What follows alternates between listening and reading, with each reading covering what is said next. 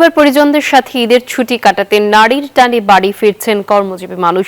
দক্ষিণ পশ্চিমাঞ্চলের ঢাকা ভাঙা এক্সপ্রেসওয়ের পদ্মা সেতুর মাওয়া প্রান্তে বাড়ছে গাড়ির চাপ। তবে স্বস্তির যাত্রায় খুশি যাত্রীরা। বিধান মজুমদার অনিল পাঠানো তথ্য ও ছবিতে বিস্তারিত ডেস্ক রিপোর্টে। পদ্মা সেতুর মাওয়া টোল প্লাজা প্রান্ত নেই আগের চিরচেনা যানজট।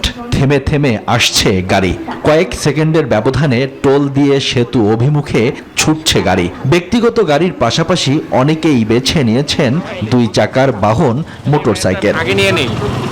দীর্ঘ সারি আর বিড়ম্বনা অবসানে 4 লেনের ব্যবস্থা করা হয়েছে মোটরসাইকেলের জন্য।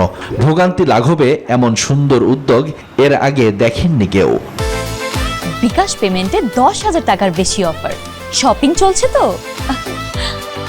এবার সুন্দরভাবে ঈদ যাত্রা করতে পেরে খুশি তারা। ঢাকার ভিতর অল্প একটু জ্যাম পেয়েছিলাম, পরে জ্যামটা সেরে গেছে।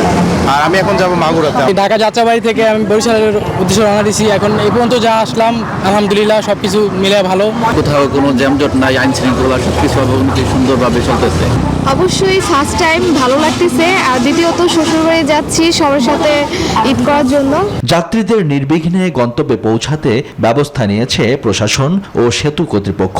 এক্সপ্রেসওয়েতে বসানো হয়েছে সিসি ক্যামেরা। অসুবিধা এড়াতে গঠন করা হয়েছে মনিটরিং টিম।